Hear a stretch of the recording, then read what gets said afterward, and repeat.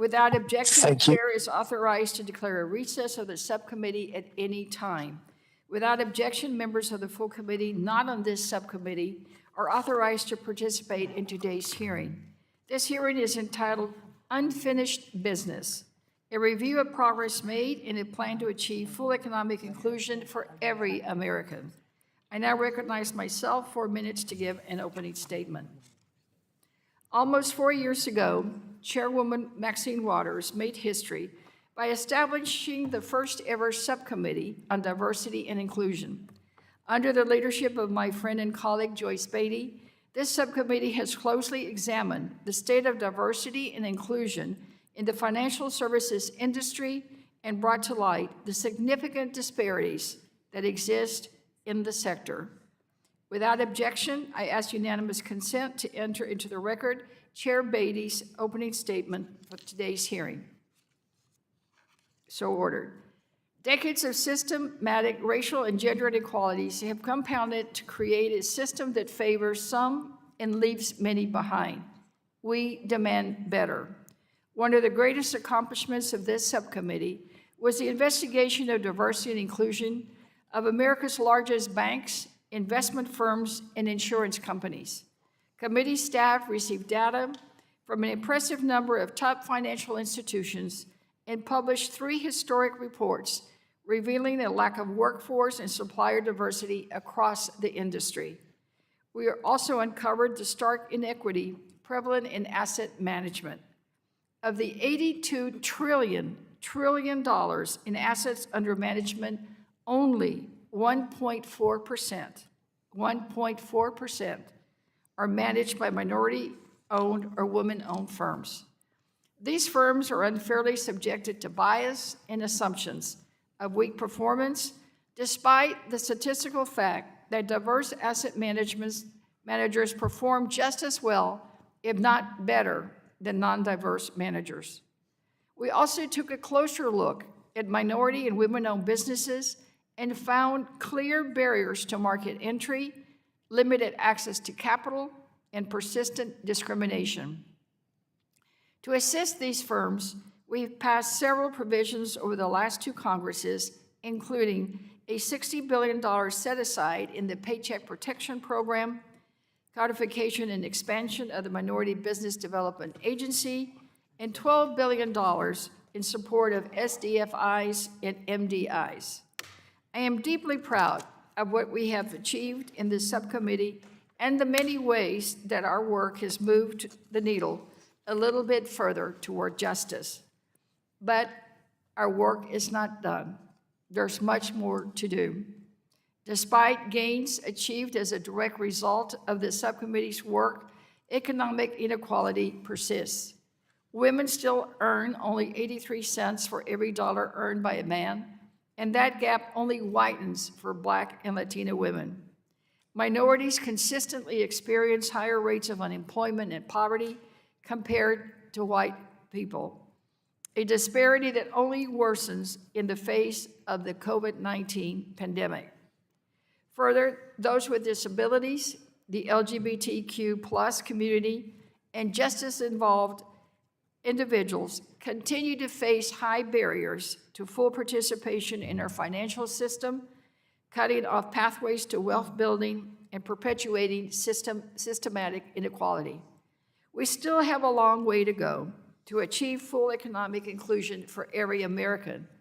This subcommittee has yet to explore several areas of concern, including climate equity, the impact of crypto on people of color, and financial inclusion for veterans, immigrants, and the elderly. I expect my colleagues across the aisle to continue where we have left off. Creating equal opportunity for a seat at the table is not just the right thing to do, it's the smart thing to do. Diversity enhances performance and elevates integrity and ingenuity, leading to greater productivity, higher profits, and economic growth overall. I am thankful to this subcommittee's dedication to these principles, and I look forward to hearing from our witnesses here today. I now recognize the ranking member of the subcommittee, my colleague and friend Ann Wagner from Missouri, for 4 minutes for an opening statement. I thank you, Madam Chairwoman. I want to thank our witnesses for testifying before this subcommittee today. Over the past 4 years, this subcommittee has held 18 hearings on many important topics, including equal access to financial products and services, workforce and boardroom diversity, the issue of and underbanked communities, the racial and gender wealth gaps, access to capital for women and minority-owned businesses, and the significance of collecting diversity data in a way that considers the unique context of each American's business. Many corporations recognize that a diverse workforce outperforms their less diverse competitors and are proactively addressing diversity and inclusion. I am encouraged by the set of best practices that our industry stakeholders are voluntarily implementing. This Congress, we have learned about methods that increase retention rates and improve the inclusivity of a workplace. Companies are providing financial literacy training, transparency regarding salaries and promotion opportunities. They're mentoring and sponsorship programs, employee resource groups, and unconscious bias training, along with flexible work hours for working mothers and paid leave. While industry stakeholders are making clear efforts to improve and acknowledge the benefits of a diverse workplace, more can absolutely be done. I look forward to reviewing the current state of diversity and inclusion within the financial services industry, the challenges that remain in accessing financial services products, and the direction it is heading. I want to thank Chairwoman Beatty. I know that she's not with us here today. I have had the pleasure of being the ranking member on diversity and inclusion, and working with my friend and colleague from Ohio, Congresswoman Joyce Beatty, for 4 years now. And we wish her all the very, very best. And I wanted to acknowledge that this may be the first, well, maybe the last hearing that we have on D&I of the 117th Congress. I think this is the first one that she's been unable to attend, but I wanted to applaud her efforts and thank her for her friendship and her work in this space. I yield back. Thank you, and I totally agree with you. We do miss her today, but we know she is recovering well, so thank you so much. And now we recognize the chairwoman of the full committee, the gentlewoman from California, Chairwoman Waters, for 1 minute. Thank you very much, Ms. Garcia. As we approach the end of the 117th Congress, I'm reflecting on the tremendous work that has been accomplished under Chair Beatty's leadership of this subcommittee. This subcommittee made history simply by its creation, because it was the first of its kind, and it has proceeded to break new ground ever since. For example, I've been proud to release a series of reports with Chair Beatty that provided unprecedented transparency and accountability into the financial services industry's performance regarding diversity and inclusion. So I look forward to reflecting on this progress and exploring the work we need to focus on next Congress to ensure that everyone has a seat at the table. And thank you, Ms. Garcia, and I yield back the balance of my time. Thank you, Chairwoman. Today we welcome the testimony of our distinguished witnesses.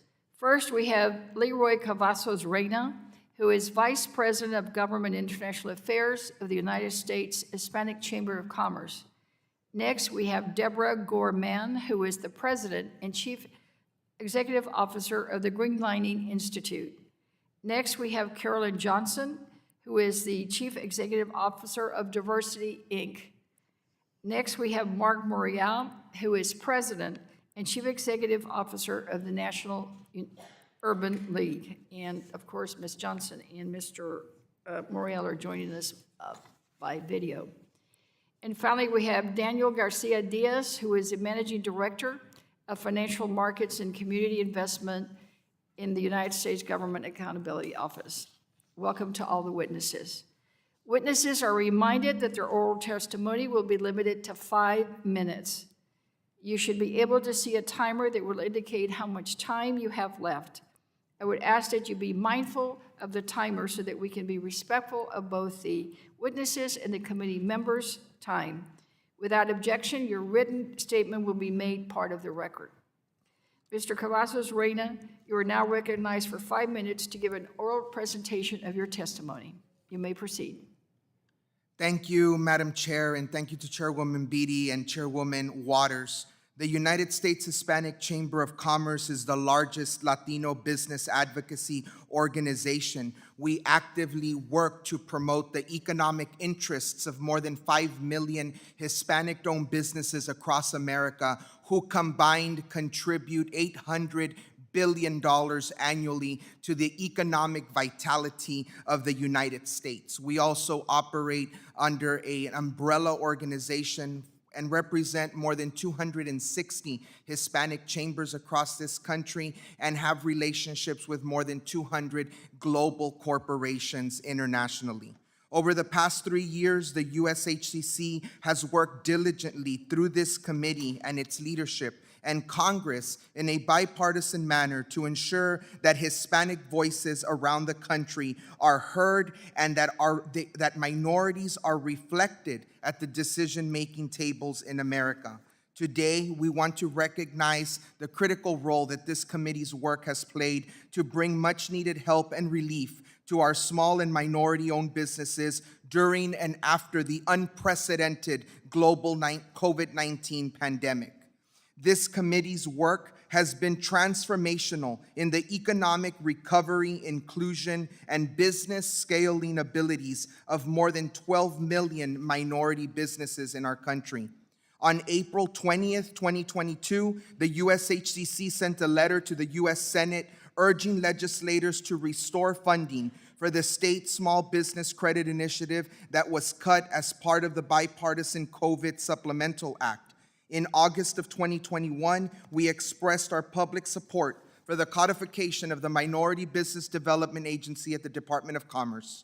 This historic move will impact the generational wealth and growth of minority businesses for decades to come. It also presents a unique opportunity to create equity in federal government contracting and provide the necessary technical assistance for minority entrepreneurs to expand their contributions to our collective economic vibrancy.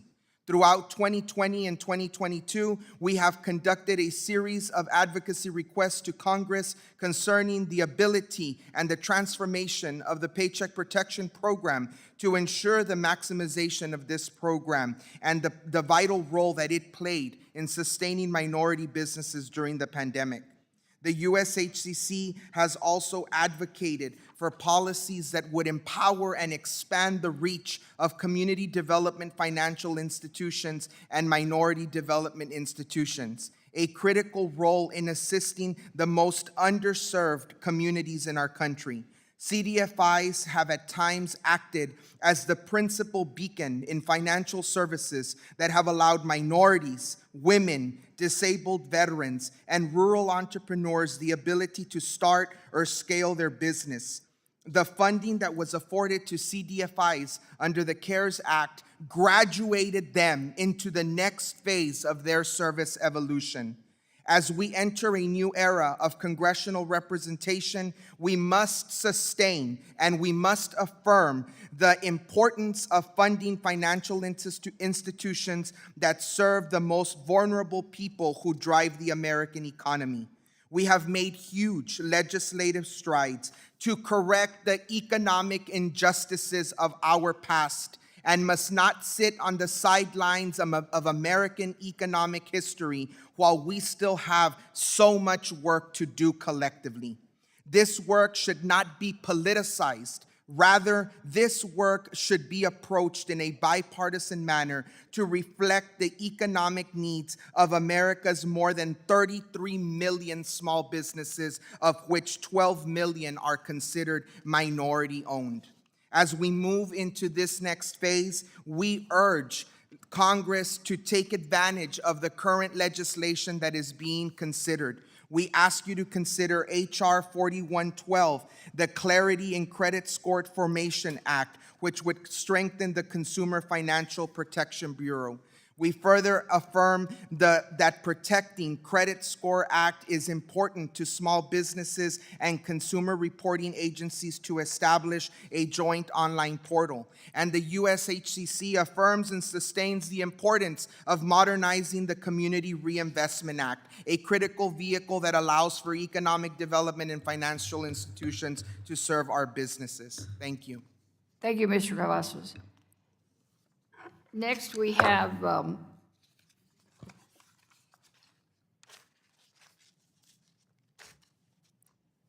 Debra Gore-Mann, who is the President and Chief Executive Officer of the Greenlining Institute.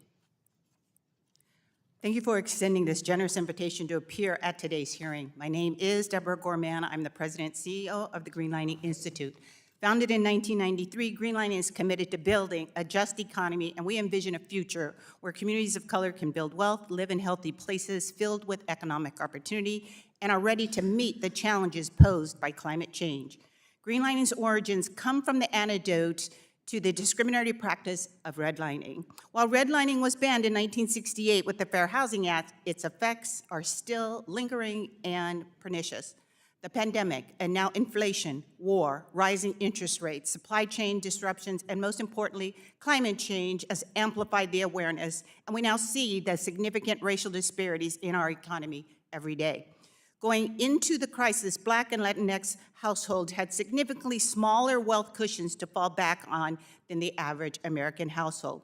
To help us achieve economic democracy, we have much more access to data that helps provide more targeted approaches and choice points that can create specific outcomes. We now have sophisticated data science, more predictive analytics, twinning, smart data, GIS, built by computer-based tools used to help us establish different pathways to create prosperity. What this data is consistently showing us, however, is that we actually have two different economies in our nation. That's why when economic shocks happen, all Americans don't experience the impact the same. First, there's the economy of higher income, mostly college-educated white-collar workers, people who can work from home. Second, there's the economy of lower wages, predominantly non-college degree, blue and pink-collar workers. These are the people once employed by restaurant, bars, hotels, salons, gyms, who generally must show up in person, but whose customers are slow to return. When considering pathways forward, we must address how much longer the two economies can continue diverging. First and foremost, there continues to be a need for greater diversity at all levels of financial institutions, service, and products. As noted in previous committee reports, our financial system has created and continues to perpetuate an uneven playing field, contributing to income and wealth disparities. But we cannot address inequity in financial services if we are not prepared to address the future of the entire industry. We must first consider the bank consolidation. 2/3 of bank institutions have disappeared since the 1980s, with a substantial portion of the loss due to mergers and acquisitions, and shifts in the industry towards online financial services, resulting in an ongoing downward trend in the number of consumer-facing bank branches. These consolidated financial institutions must commit to diversifying their management in community benefit agreements, and we need the support of the federal regulations to enforce CBAs and CRA. Greenlining's DIE framework shows that when companies are intentional about inclusive workplace, they help correct income disparities and former broader economic conditions.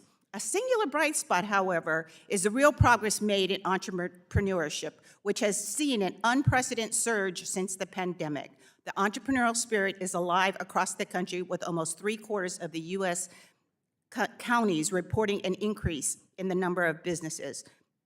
We must make sure entrepreneurs have fair and equal access to various forms of capital. Next, fintech, or non-bank mortgage lending that operates substantially online utilizing technology. We need to ensure all financial services are monitored and regulated to avoid any one sector being the bastion of consumer exploitation. Lastly, we witnessed significant growth in in climate finance. We have reached a tipping point where, with regards to the climate change and climate finance, we acknowledge that climate change is a threat multiplier for communities who already carry the burdens of disinvestment and low opportunities for improved economic outcomes. Investments to counteract this effect must prioritize these communities first and foremost if we are to tackle climate change head-on. Greenlining, our coalition members, and our community should work with this community and other financial services, including regulators, to assess institutions not just of their willingness to invest in climate-related projects, but in how well it is targeting communities most in need and most at risk. I look forward to answering any questions you may have. Thank you. Thank you, Ms. Gore-Mann. Next, we have Carolynn Johnson, who is the Chief Executive Officer of DiversityInc. And Ms. Johnson, I think we may be having some technical issues with the timer. So I will tap lightly when you're at about 30 seconds so that you can wind down your 5 minutes. Thank you. You may proceed. Wonderful, thank you.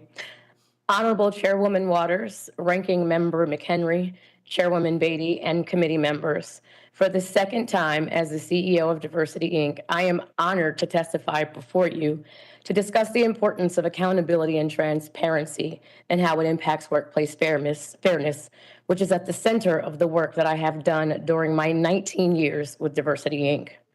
Focusing on workplace fairness, our annual survey, which is open now, offers a scientific approach for major U.S. employees and employers with 750 more employees to receive comparative data about the effectiveness of their policies, practices, and procedures in leadership accountability, supplier diversity, human capital metrics, talent development, and philanthropy.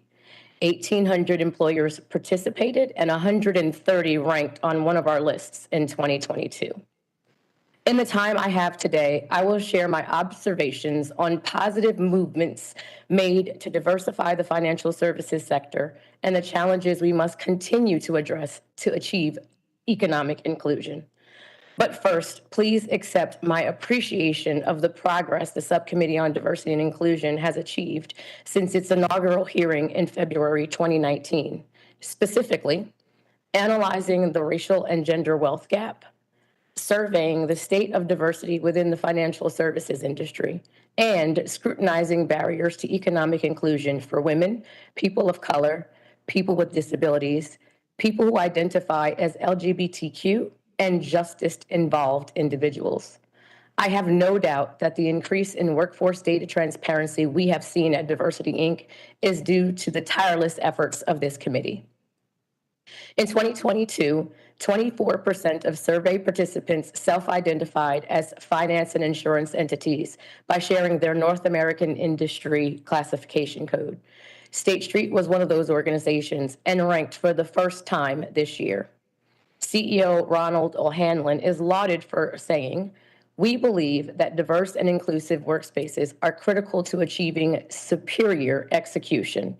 Those words have merit, as State Street also ranked on the DiversityInc top companies for board of directors, executive diversity councils, and top companies for talent acquisition for women of color. In May of this year, Jose Minaya, CEO of Nuveen, a TIAA company, also on the DiversityInc top 50 list, said the SEC's approval of NASDAQ's request to require board diversity disclosures for companies listed on its stock exchange will fuel transparency and accountability regarding practices and reporting on DEI. And this is a start, but there is more work to be done to bring about irreversible, sustainable change. According to the U.S. Bureau of Labor Statistics, the financial management industry employment is expected to grow by 15% by 2029, much faster than the labor market as a whole, and this is due to the increasing demand for financial management services. As the economy grows, skilled professionals who can plan, direct, and coordinate investments will be increasingly in demand. Second, how will that workforce look? According to census data, the United States is now 38.4% people of color and 61.6% white, and women account for 50.8% of the population. Research suggests that by 2045, the United States will be a majority of people of color. While the workforce makeup is changing, some things seem to remain the same. research found that white men managed a stunning 98.7% of the assets in the U.S. investment management sector in 2019. That's hedge funds, mutual funds, real estate funds, and private equity funds. Bottom line, numerous data studies have proven the close relationship between workforce fairness and business success. We must continue to hold each other accountable, and this body must continue the work of requesting data that proves we are making progress and not just saying we are. We must maintain momentum and reinforce what fair treatment is and what decency and values must be. We must not forget that while some have created generational wealth using tools like racism and sexism and classism, fairness and access will always be more profitable.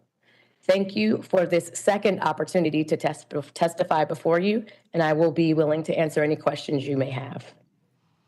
Thank you, Ms. Johnson. And next we have Mr. Marc Morial, who is President and Chief Executive Officer of the National Urban League. Mr. Morial, you may proceed. Mr. Morial, we can't hear you. Are you muted, or do we still have technical problems? We still cannot hear you, sir. Can you hear me now? We can hear you now. Okay, thank you very much. Sure. First of all,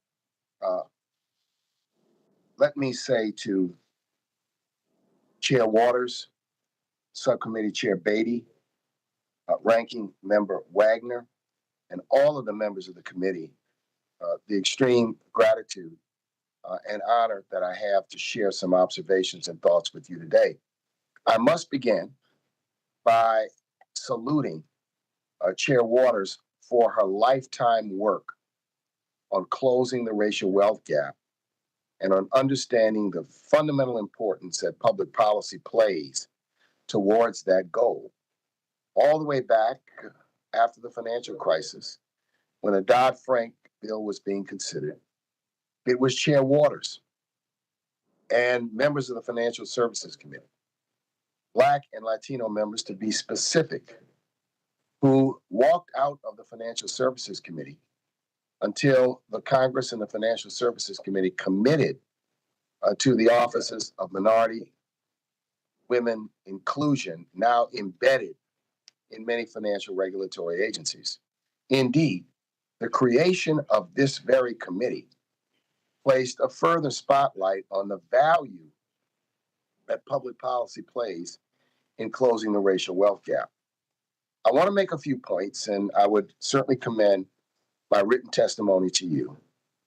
But here is what is missed in this conversation. One of the most powerful economic development opportunities we have in this country is to close the racial and economic gaps, the wealth gap and the income gap. If we were to do it, it would reflect an additional $2 trillion to the nation's GDP.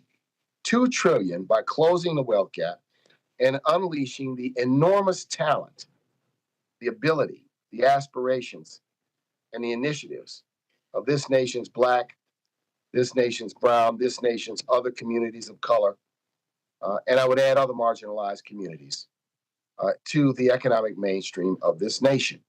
Indeed, if one took the spending power of African Americans and combined it with the spending power of Latinos and Asian Americans, best estimates say that by 2023 or 2024, it would reflect $5 trillion.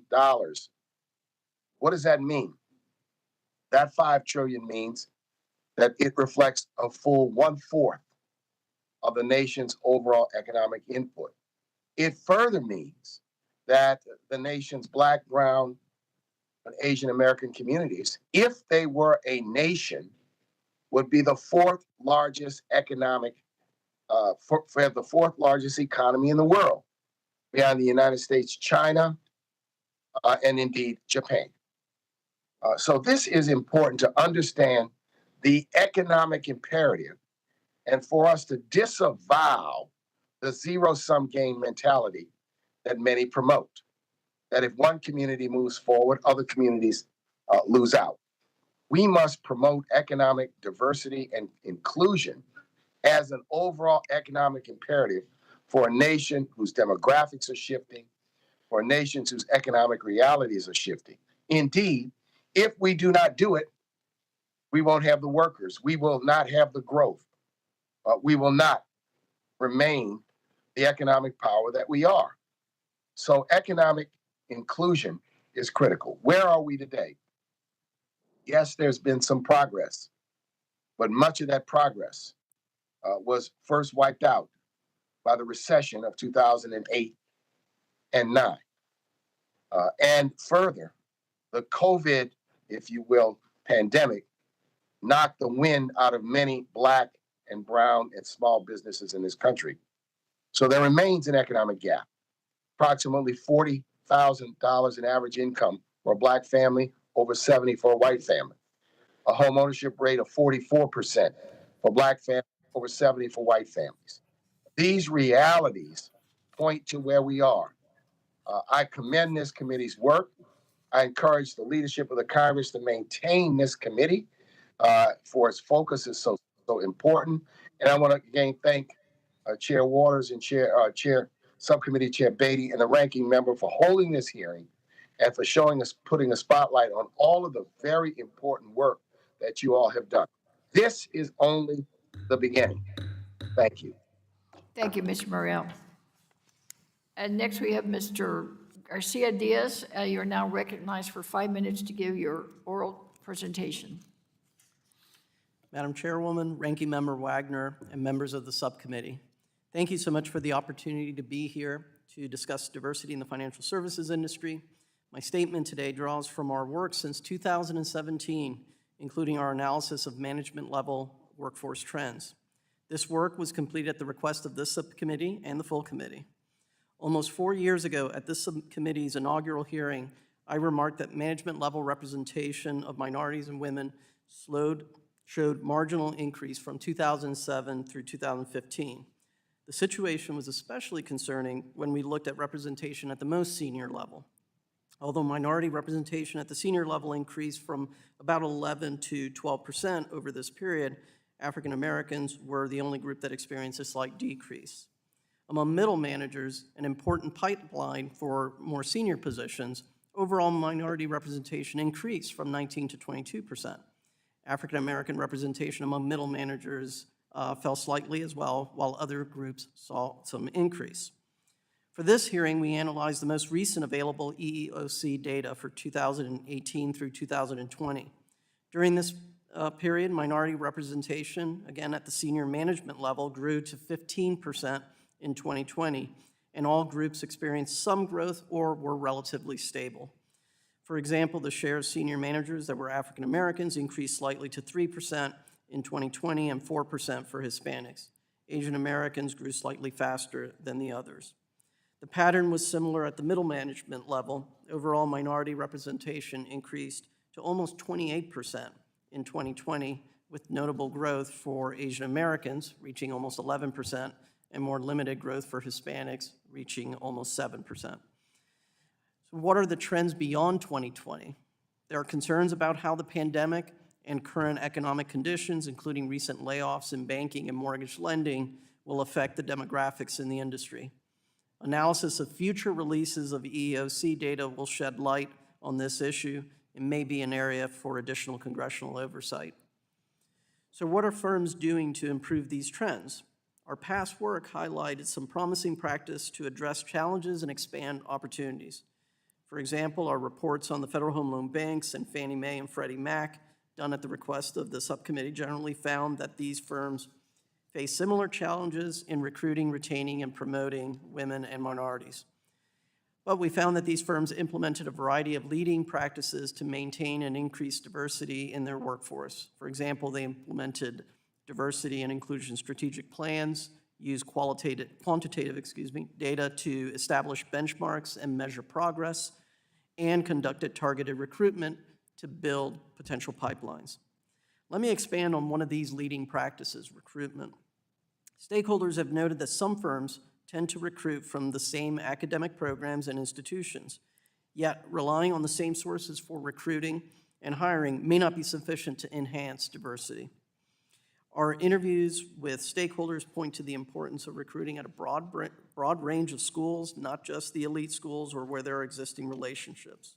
One firm noted that recruiting students from a range of academic disciplines and different degree programs also can help expand the pool of candidates. The idea is simple: casting the widest net possible. Recruitment at certain targeted academic programs can be challenging, however. Although our 2017 report showed that the talent pools for the industry, such as undergraduate and MBA programs, generally are diverse, some groups are significantly underrepresented in certain fields. For example, in work we conducted on women in STEM, at the request of the ranking member, we noted that the financial services is increasingly reliant on technology. Yet women are significantly underrepresented in these degree programs. We found that some financial services firms have made efforts to promote interest among women in both STEM and financial services. For example, they provide funding and other supports to nonprofits focused on increasing girls' participation in STEM and offered STEM scholarships. I would like to share one final thought. My March 2021 testimony highlighted the importance of employee data collection and analysis to measure progress of efforts and identification of challenges. Effective use of employee data can help firms meet their full potential in ensuring that opportunities for hiring and advancement are available to all. This concludes my opening remarks today. Thank you again for the opportunity. I'd be glad to answer any questions. Thank you, Mr. Garcia-Dias. This Congress I've been glad to spearhead efforts on language access to financial services. I'm grateful to the subcommittee and Chairwoman Beatty and the full committee and Chairwoman Waters for their support on these initiatives. One of my top goals has been to ensure that everyone, regardless of their native language, has equitable access to financial services. Nearly 9% of individuals in this nation speak English little or very little. This means that more than 26 million people have limited English proficiency. It is essential that these individuals are not left behind by our financial system simply because they cannot speak the language. My district is 77% Latino, and I've spent a lot of my time here in Congress and this committee working to make sure that Latinos have access to capital, housing, language options, generational wealth, and equitable financial inclusion. Without objection, I ask unanimous consent to insert into the record a statement for the National Association for Latino Community Asset Builders. It highlights both progress and work still need to be done better for better financial inclusion for Latinos in our country. Without objection, it'll be entered to the record. I'll start with questions. Mr. Cavazos-Reyna, I would like to give you some time to respond to a way that we can ensure that Latinos are better included in our nation's financial system and economic success, including both language access and other avenues. Thank you, Madam Chair. I think that those efforts are critically important.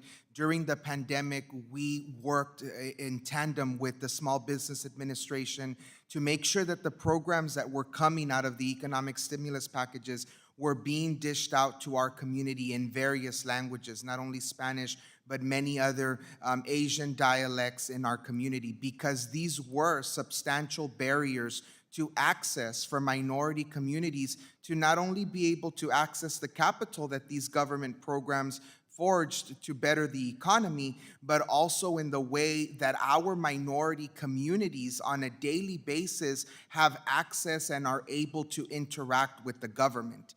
I think that we need to set new precedents in how government approaches minority communities and also how financial institutions are aware of the needs that exist in our communities. I think that there's a huge lack of cultural competency by some of America's largest institutions on how they approach our communities and how they are able to give products to our communities that'll help us evolve and scale our businesses. Our economic vitality really depends on our ability to access these different programs, not only in different languages, but also have different access points of technical assistance. why the codification of the Minority Business Development Agency at the U.S. Department of Commerce was such a historic and critical move by this Congress, in order so that that can serve as a vehicle to small minority-owned businesses in unserved and underserved communities across this country be able to access the technical support that they need to be successful, that they need to continue to provide jobs in the communities where they live and operate, and the need that they give organizations like the U.S. Hispanic Chamber of Commerce to provide those necessary services throughout our network of 260 chambers of commerce. Ms. Johnston, your organization focuses on business benefits of diversity. Can you please speak about ways to increase diversity in the senior leadership positions of financial institutions and why it is so important for businesses as well as consumers? Thank you for the question. So speaking to the importance of measurement, because that is what we do at DiversityInc, we cannot honestly talk about an issue unless we are sharing data, unless we are analyzing that data, developing a strategy, an action plan, executing, and then checking back in to ensure that the progress we intended to make is actually being made.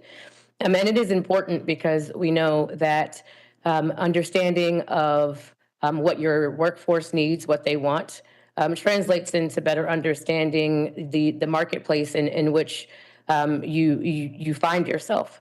And so we must make sure that there is a connection between workforce fairness, and that translates into fair treatment of consumers, which is why this work is so important and which is why this committee is so important.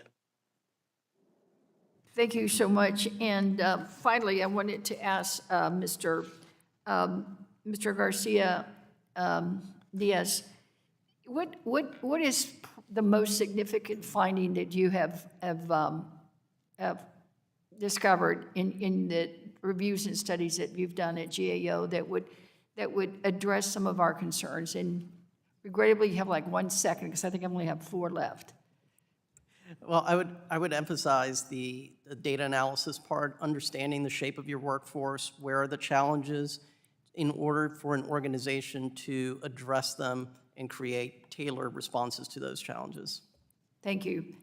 That concludes my 5 minutes. I now recognize the gentlewoman from Missouri, Ms. Wagner, for 5 minutes. I thank you, Madam Chair. Research has shown that one of the most impactful ways to increase inclusion and work in the workplace is through mentoring and networking. Visible engagement of management through sponsorship has proven to boost retention of women and minorities. Mr. Garcia-Dias, what efforts have you seen to increase mentoring and networking through programs like employee resource groups? And what additional efforts can be employed to increase internal and external networking? And so in the work we did in response to your request, we explored this very question and talked to many firms about what they're doing to promote, in that particular case, representation of women. But I think a lot of the principles we learned there are applicable more broadly across all populations. And so the role of, particularly of developing not only these mentorship relationships and resource groups is a key part of achieving one of the basic practices we've identified in the past, which is employee involvement and communication among employees. The other part, I would say, is that a lot of efforts, aside from mentoring, include things like creating family-friendly policies and also even creating policies or programs that encourage women to return back to their employer should they take extended leave or decide to start a family, that there's a process to bring them back. And so the thing is that if you take a step back, it's how can an organization create an institutional response to these challenges and actively manage it, be aware of it, going back to my earlier point about understanding your workforce, what the needs are, and designing programs to respond to those challenges and measure progress. Thank you. This subcommittee held several hearings on the challenges of accessing financial services and products. Millions of Americans remain and underbanked. The FDIC conducts studies on household banking status across the United States, and in its 2019 report, the FDIC found that 5.4% of American households are unbanked. The report also noted that unbanked and underbanked rates were, quote, higher among lower income households, less educated households, younger households, Black and Hispanic households, working age disabled households, and households with volatile income. Mr. Garcia-Dias, beyond lack of funds to keep in an account, can you discuss any additional reasons for not having a bank account and how we can make progress in this area? One general concern, and we had past work looking at financial literacy, having folks become aware of the range of products that are available, how they can assist in managing their finances.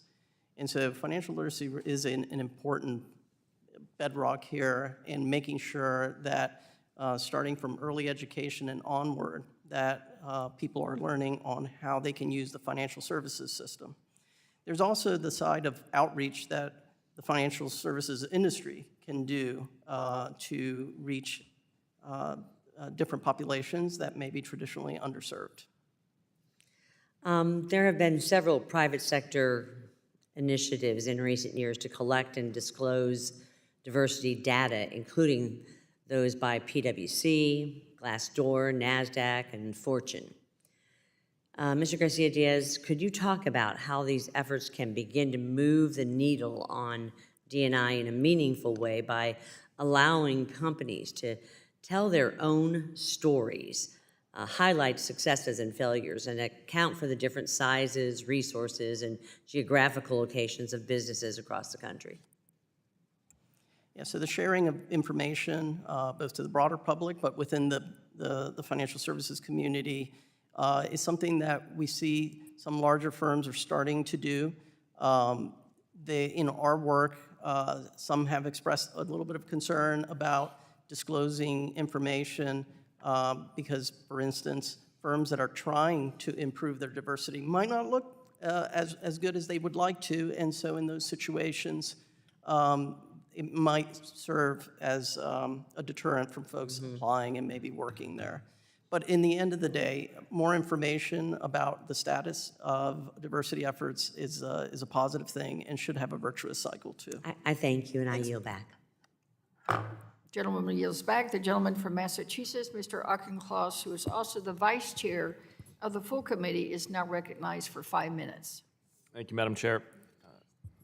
Ms. Gore-Mann, I was hoping to ask you a question about another impediment to full economic inclusion, which is the paper ceiling. Opportunity at Work, an initiative for full economic inclusion, describes the paper ceiling as an impossible threshold that includes degree screens, biased algorithms, stereotypes, and exclusive professional networking that block career opportunities for workers. In a sense, it is examining with a critical eye a labor marketplace that rewards signaling more than it does skills. And it found that there are 30 million what they call stars, which are workers who are skilled through alternative routes, S-T-A-R, stars. They are skilled through alternative routes instead of having traditional bachelor's degrees. 30 million of stars. They have skills for jobs that pay substantially more than their current role, but they mostly don't transition into higher wage work when they are switching jobs. There's an inefficiency here in the labor marketplace for them. Could you talk a little bit about how job candidates, about stars, and how they might best leverage entry-level or mid-level gateway roles in the financial services sector? How can we do better, in brief, to hire for skills rather than for signaling? Yes, thank you for the opportunity to provide some solutions. The signaling is also part of cultural competencies within that organization. I think, as you've heard earlier, that the intent comes from setting your goals, collecting data, and then being transparent about it. So by not doing those things, you are in fact signaling that that is not important. So if I am a young person from whichever group and I am joining an organization and there is no sorts of corporate environment that is talking about promoting those who have different skill sets, or those things that are measured through perseverance or coming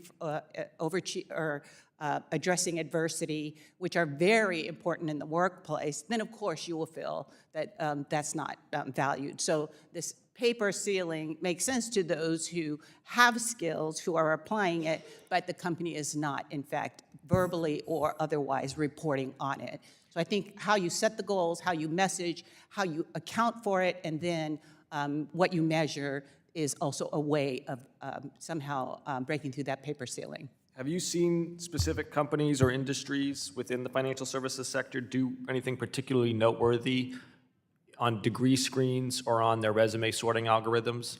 You know, most Fortune 500 companies, when you put your resume into that digital docket, it's not a human being who first looks at it. It's going to be some kind of algorithm that's going to be sorting it, and they're going to be screening for keywords and also screening for a 4-year liberal arts or bachelor's degree.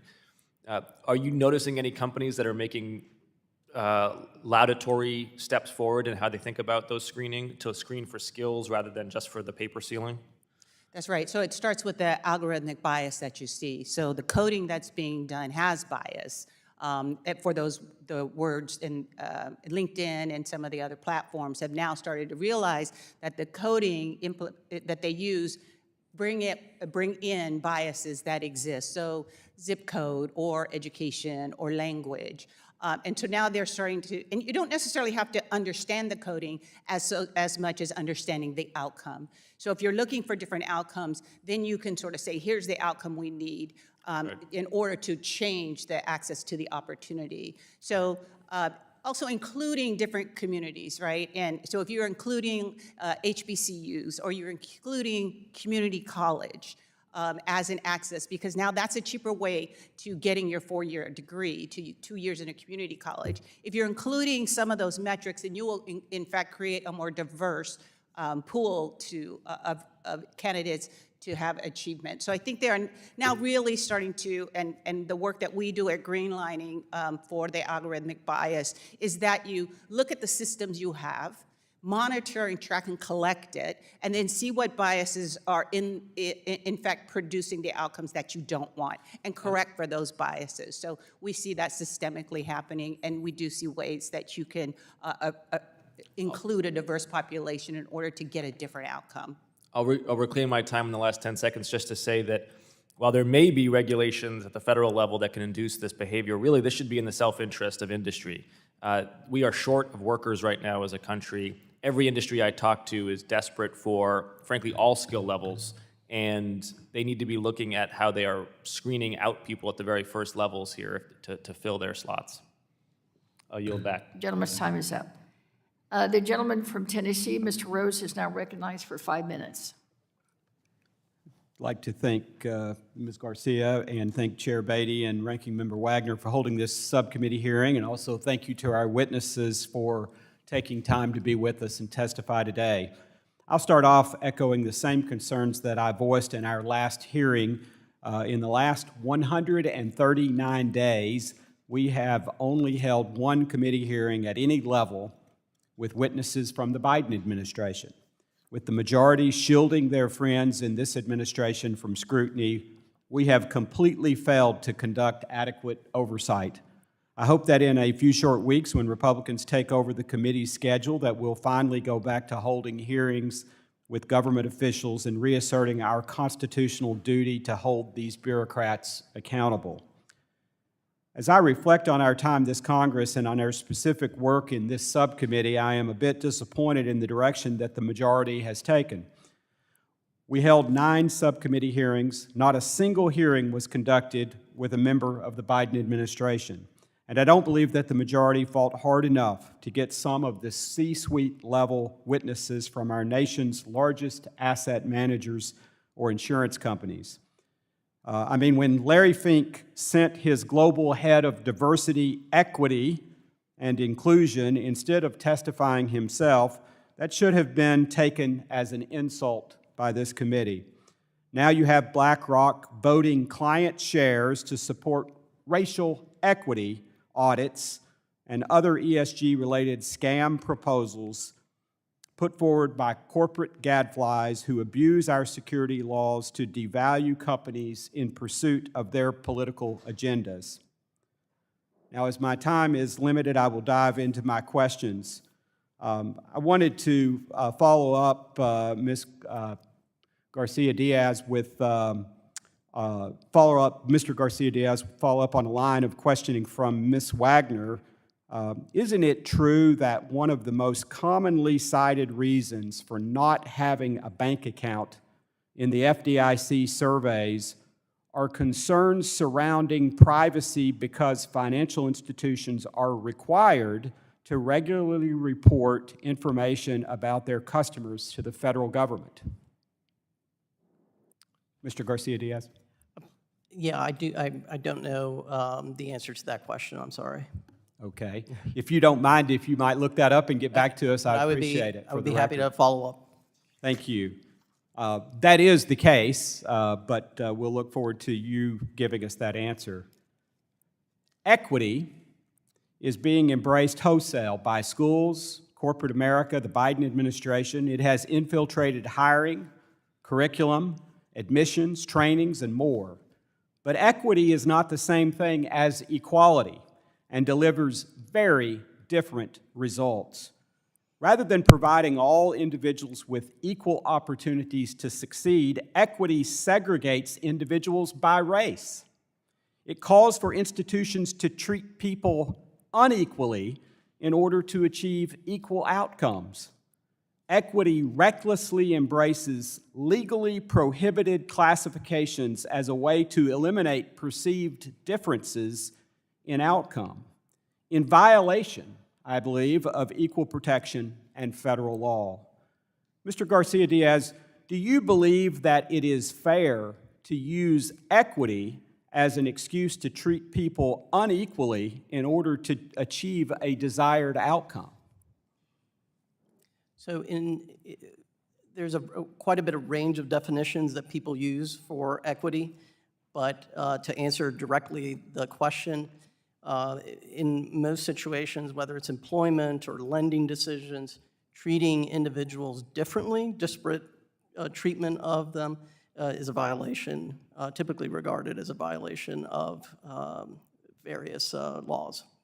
Thank you. Mr. Morial, would you like to respond to that?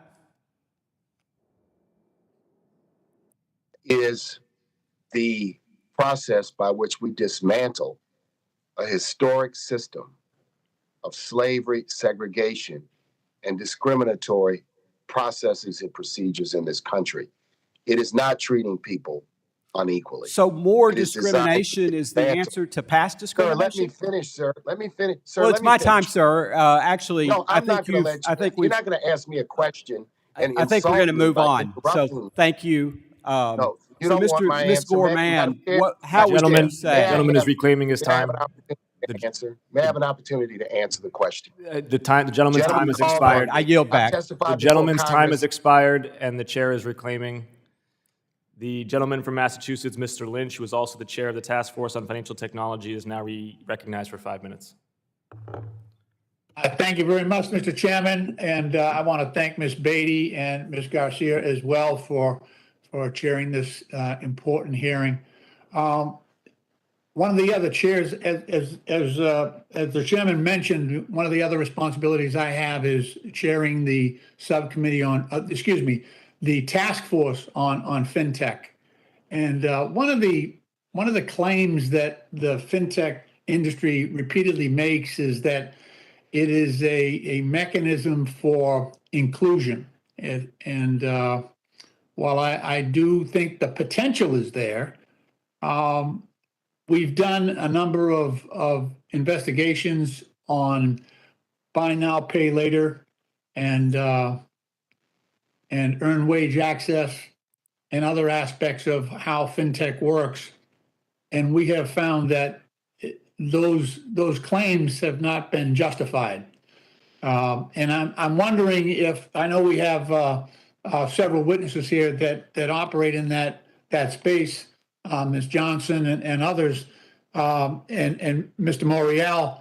I wonder if you could speak to that. What about these claims? Now, I do realize, and I'm hearing from constituents who were caught up in the FTX collapse. They were, I think, sold a bill of goods that was not factual. They thought their investments were protected and they were not. But what about these wider claims of inclusion by the fintech industry? Are those justified or are they not? Congressman Lynch, I'll take the question.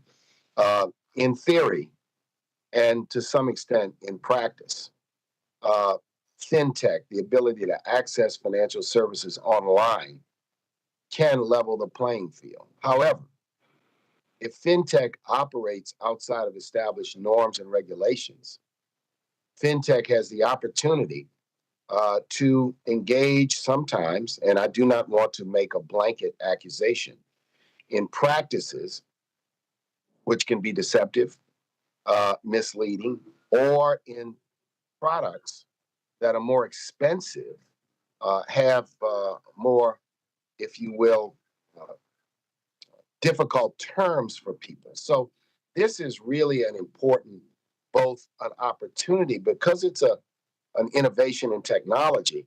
I think the committee and our nation has to place fintech under a regulatory umbrella and not fall into the trap that guardrails are somehow stifling innovation. No, those guardrails ensure that what we just saw happen with Bitcoin or with crypto does not happen, where many innocent Americans suffer potentially huge losses. So let's understand that in theory and to some extent in practice, it can increase access, but it can also be very damaging and injurious if it is not subject to the same set of guardrails that non-fintech is subject to. And it's a subject that I think we have to confront as a nation. Well, thank you. I know that there are areas of our country where especially in minority communities, where folks are unbanked, where the traditional banks have removed branches and leave people with very few alternatives. On the other hand, I'm also seeing a lot of hype on the part of fintech and especially crypto products that are luring people, I think, to put their hard-earned savings into very speculative products, and they aren't being fully informed. Ms. Gore-Mann, would you want to take a crack at that question as well? Yeah, absolutely. I was enthusiastically nodding here. As I mentioned earlier with fintech, you have to ask yourself, why is it easier? Because there are lower barriers to entry, which tells you that our current financial system has higher barriers to entry. So the access also makes it attractive. But as I mentioned before, there's real threat of algorithmic bias, that fintech is only as good as the technology and the algorithms that is written. So you're able to have predatory practices if there's not some sort of oversight, some sort of disclosure, some sort of accountability. So while it has lower barriers to access, because I can just pick up my phone and I can be targeted, there's inherent biases that the banking industry holds up and creates those fees, and the tech industry that doesn't. Gentleman's time has expired. Does not. Gentleman's time has expired. Thank you. I yield back. The gentlewoman from California, Ms. Waters, who is the chair of the full committee, is now recognized for 5 minutes.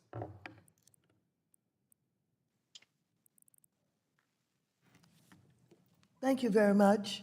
I'm going to talk about a recent study by the Federal Reserve Bank of St. Louis. The black-white racial wealth gap has seen little improvement over the last 20 years. In fact, in my city of Los Angeles, the black home ownership rate was 34% in 2021, lower than it was in 1910. We know that owning a home is a primary driver of wealth in this country. Any efforts to reduce the racial wealth gap require creating more paths to home ownership for individuals traditionally excluded, as well as addressing ongoing discrimination and bias in the housing market. That is why last year I introduced my down payment toward Equity Act to provide financial assistance to first-time generation homebuyers. I'm also working to finalize my Fair Appraisal and Inequity Reform Act, which would address appraisal bias and discrimination by reforming the federal oversight structure of the industry, streamlining the fair housing complaint system, and making key appraisal data available to the public, among many other important provisions. So first of all, I want to thank Mr. Morial for being here today, because I know how hard the Urban League works in order to help build home ownership. It's one of the top priorities. But here's what I want to know. Many of our banks, or some of them, they woo us with donations, and they have a banner up at the church banquet, and they give what I consider relatively low contributions to keep the relationship. But Wells Fargo was found to not do home refinancing, which is so important to us during this inflation. What can we do with Wells Fargo, for example, who, rolls out all kind of interesting little things that they are doing in the Black community. But when you look at something like an inability to get them to do refinancing, how do we deal with that? Mr. Morial. Yeah, thank you, Chair Waters. Look, I believe that in the environment we face today, we need to also encourage banks to offer to people second mortgages versus refinancing an existing mortgage at a higher interest rate. I think the larger question, and I think it's an important question, is whether refinancings, purchase money mortgages, consumer loans and business loans are going to be available to the Black community and the brown community on a more equitable basis by Wells and all of the other banks. And this committee's continued oversight, continued advocacy is so critical and important. I agree with you, Chair Waters, that we have to find more ways to support people with down payment assistance. We have to reform the credit scoring system, which screens out many African-American potential homeowners. We have to pay close attention to the discriminatory practices amongst AI, artificial intelligence, in automated underwriting. And all of these are things that serve as barriers. So I think continued oversight and pressure by this committee is so essential. And it is my hope that in the new Congress, I know that your voice and the voice of many on the committee will continue, notwithstanding the change in the majority. Well, I understand Wells Fargo. It's, attempting to work with the Urban League relative to some other issues, but I'm focused on the fact that Wells Fargo rejected 50%, half, its Black applicants in mortgage refinancing. So I bring that up today because I think that you may have an opportunity to say to them that today, when you came to talk about what could be done in helping with home ownership and retention, that this is an issue that they really need to deal with, because I'm going to pay a lot of attention to it.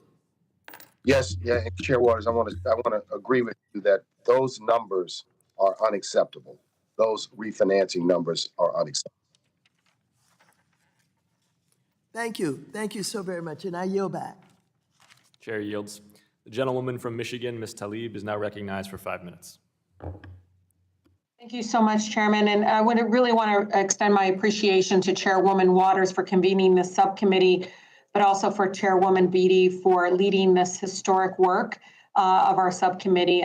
So much has been accomplished in having the really meaningful conversation around diversity inclusion. The committee held a hearing on CRA, the Community Reinvestment Act developments, and whether it would lead to expanded access to financial services for low and moderate income communities and communities of color. And we all know and talk about it and debate it, but CRA has unfortunately become some sort of cover for, I think, some of the struggles and issues of being effective on the ground for communities like mine. And I know CRA proposed joint rule-making comment period recently closed. The Greenlining Institute urged regulators to include racial equity, climate resiliency, and assessment areas in their consideration. And so I'm curious, for you, Ms. Gore-Mann, why are these considerations important? Because I know for advocates and folks as part of my housing work group have said CRA isn't working as it was intended. But so including those three elements, why do you think that's important right now? Yes, thank you so much for the question. That we really have learned through our assessment that you don't change what you don't measure, and that you don't address the communities that you hope to involve without actually including them. So being proximate and involving those communities will allow you to create the change and will allow you to call in rather than call out the activities through the CRA. We also believe that the leadership within those, to the point of the chair of executive leadership, management leadership within the banking community will also impact CRA. So we believe that by setting those goals, measuring it, and then revisiting to hold accountability allows us to use CRA as one of the actually only leverages we have within the financial institution. And we're also doing CRA at the state level so that we are proximate to communities. Yeah. For Michigan's 13th congressional district, I don't know if the panelists know this, but more than half of the owner-occupied single-family homes are actually valued less than $100,000. Our state lost more Black home ownership than any other state in the country over the last 2 decades. But this is hardly a problem exclusive, obviously, to urban communities, and I continue to say this. Low-priced homes encompass a large share of the housing stock throughout the Southeast, Texas, and the Great Plains. And so, Ms. Gore-Mann, do you think giving lenders credit on their CRA exams for originating, mortgages under $100,000, either in partnership with MDIs or CDFIs through special purpose credit programs, would that be an effective incentive for banks to make more loans of that size? Oh, absolutely. The barriers to certain size mortgages creates no incentive for the banking industry to not just even in home loans, but in small businesses. And really, we're asking to look at such things as special purpose credit instruments to also create more access. So the lowering the access to and qualifying for CRA, it would be significantly beneficial. And this is to the other panelists. I mean, we know that, all of us know from just our history, not only from academics telling us this, but owning your home can be an incredibly strong economic foundation for families. I've seen it all throughout Detroit, which is the most beautiful, Blackest city in the country, where having your own home helped elevate people out of poverty. And so to the panelists, how do you see our housing affordability crisis impacting racial and wealth gap in our country? I know I see the specific things that need to happen and how people are working around, again, CRA and all these other things, but, do you have specific policy recommendations for us? I don't know if Marc or... Yeah, I can offer the following thoughts, and I appreciate your attention to the fact that lower cost housing stock creates an opportunity for people to become homeowners at a lower price point. and thereby rebuild neighborhoods and rebuild equity. It's a great opportunity. So my suggestion would be very quickly, we need more down payment assistance programs. We need a method to address. The gentlewoman's time has expired. Credit. And also, Chairman, I'll follow up with the panelists. I'm so sorry, Yeah. Marc and Carolynn. And you will follow up with both of you on these policy recommendations. Thank you so much for your time. The gentlewoman yields. The gentlewoman from Pennsylvania, Ms. Dean, is now recognized for 5 minutes. Thank you, Mr. Chair, and thank you to all of our witnesses for being here today. Something I've talked about before in this committee, and not just I, of course, all of us have, is that diversity and inclusion is not just the right thing to do, it's also the right thing for the bottom line. An analysis by McKinsey found that firms with higher gender and ethnic cultural diversity were likely to be more profitable than less diverse firms. Ms. Johnson, in your testimony, you quote State Street CEO Ronald O. Hanley, who said, quote, "We believe that diverse and inclusive workplaces are critical to achieving superior execution." You also went on to say that, quote, "Fairness and access will always be more profitable." You touched on this a bit already, but if you don't mind, could you expand on how increasing diversity improves a company's performance and profitability? Absolutely, and thank you for the question. And so when we think about what we do at DiversityInc, where we're looking at not just representation, but we're also looking at talent development. And specifically, when I say talent development, I'm referring to programs that allow for individuals to be mentored, individuals to be sponsored, and individuals to have proximate relationships with leaders, so that they will stay at an organization, allow an organization through their skill set to be more competitive.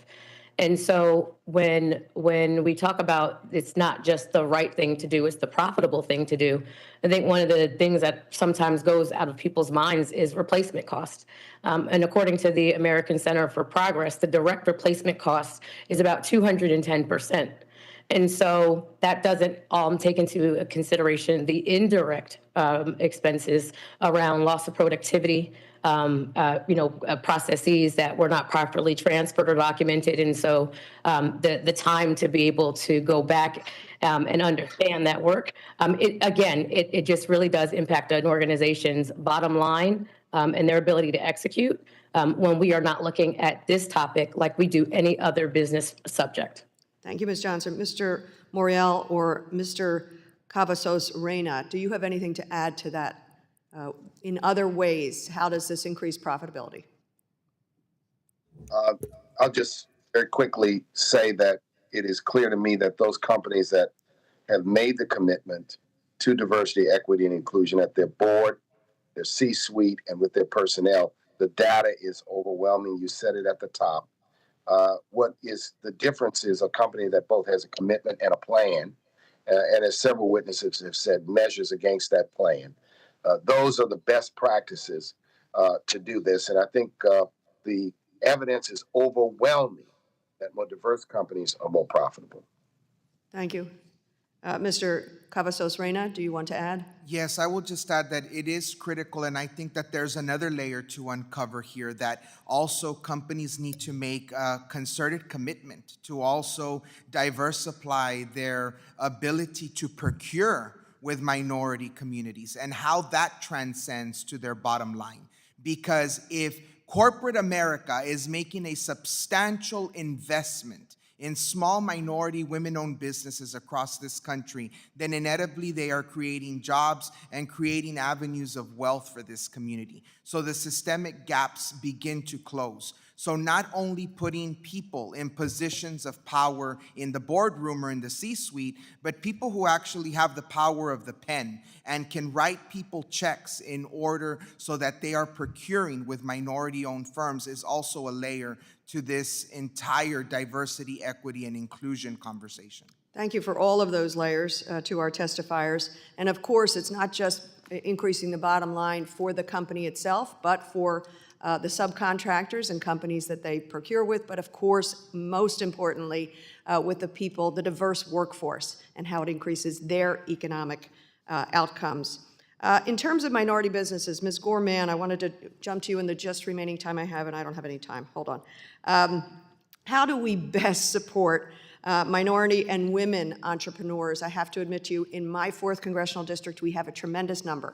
So in the 17 seconds I have. Yes, supporting women-owned businesses really comes with providing access to capital, providing mentorship and leadership for them to connect with, and providing support for both within the community for their products and services that will allow them to sustain their businesses. I thank you all, and thank you, Mr. Chair. I yield back. Gentlewoman yields. I'd like to thank our witnesses for their testimony today. Without objection, all members will have 5 legislative days within which to submit additional written questions for the witnesses to the chair, which will be forwarded to the witnesses for their response. I ask our witnesses to please respond as promptly as you are able. Without objection, all members will have 5 legislative days within which to submit extraneous materials to the chair for inclusion in the record. I remind members that written questions and materials for the record should be submitted to the email address provided to your offices. This hearing is adjourned.